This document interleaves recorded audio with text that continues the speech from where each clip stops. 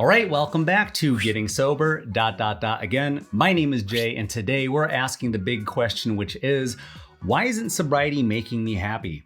But first, if you haven't yet, don't forget to give this video a thumbs up and always leave us a comment. We love hearing from you.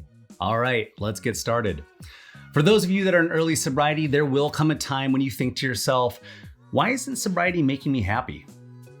Well, what if we took the word sober out and said, why isn't this car, this football team, my significant other, or this job making me happy?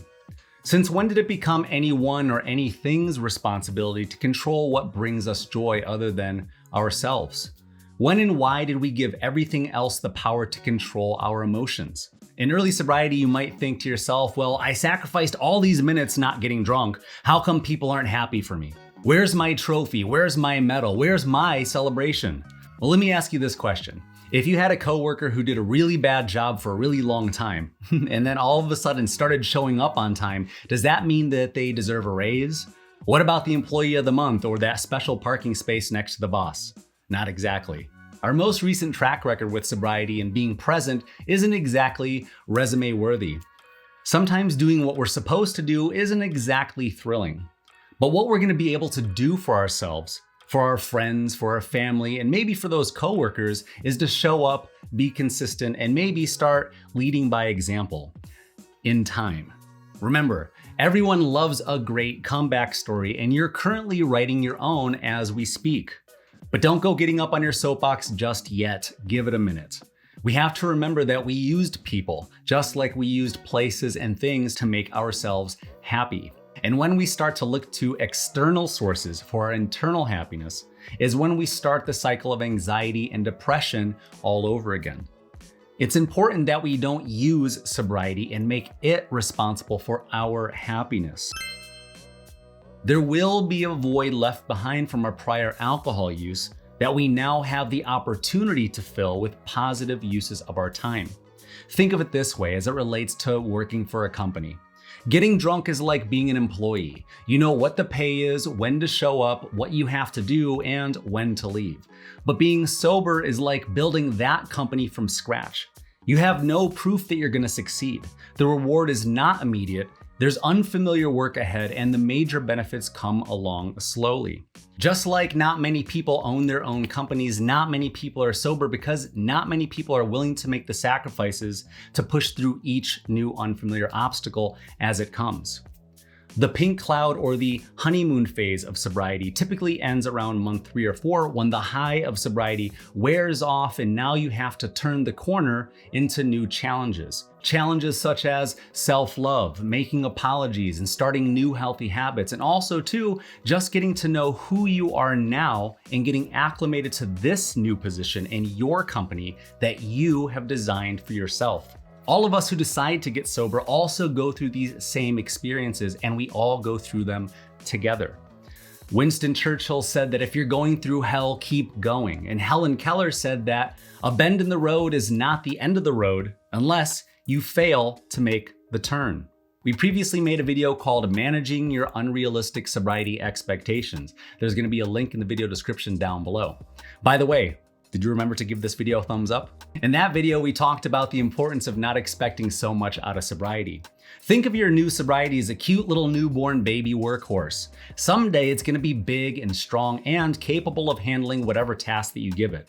But right now, that little filly is wobbly on unsteady legs. And you are standing there with your arms crossed, wondering why it's not ready to let you hop on its back and take you for a wild ride. Give it a minute.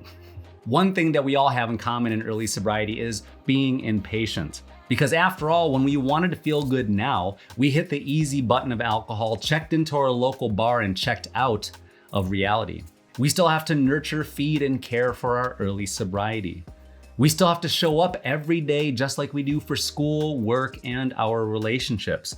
And in the meanwhile, we still have some work to do. With each new passing day, there will be no shortage of reminders of all the ways that you found to check yourself out of reality. The two main reasons that we drank are simple. We either drank to feel better or we drank to escape. I want you to think of sobriety like this. Imagine that each day that you wake up sober, you're giving the universe a raffle ticket entry to win the chance at having a better life. We have to remember that happiness itself isn't any particular thing. It's not as simple as a time, a place, an accomplishment, or a feeling. It's the pursuit. It's the journey. It's the trial and it's the error. It's the contrast of knowing that you've been down some rough roads to know when to appreciate when the path ahead is smoothly paved. We learn along our journeys when it's time to show gratitude and when it's time to give up the attitude. I'm willing to bet that no matter how good your life is right now, there's something that you have and maybe are taking for granted. Remember that everything that you currently have is something that you previously wished for, including your current streak of sobriety. Remember when you never thought it would be possible to be sober for just 24 hours? But look at where you are and how far you've come to be here right now. Whether you made it without a single drink or had a few detours along the way, you're all of these steps further now than when you were when you first started. And guess what? You don't have to do any of that part all over again. So do your future self a favor and stop playing the victim of your own demise. Stop and think to yourself right now how much time and effort and struggle you've put into getting this far, and ask yourself this very simple question. Did I come this far to quit now? It's that simple. Write it down on a piece of paper and stuff it in your wallet as a reminder. Did I come this far to quit now? And I want you to think of it this way. If you've been daily drinking for, say, 10 years and you're now 2 months sober, it didn't take you 2 months to get 2 months sober. It took you 10 years and 2 months to get 2 months sober. All the alcohol was doing was keeping you from finding out what you're really capable of and what you truly deserve. It's time to remind yourself that you can be me for free. You don't need alcohol to enjoy the company of your friends, your family, or yourself anymore. You don't need alcohol to eat brunch, lunch, or dinner. You don't need alcohol to sleep, and you don't need alcohol to be in a relationship with anything besides alcohol. Now do us both a favor and leave us a comment in the comment section down below. We love hearing from you. And if you're looking for more sobriety content, click here to watch our previous episode. It was a good one. I made it myself.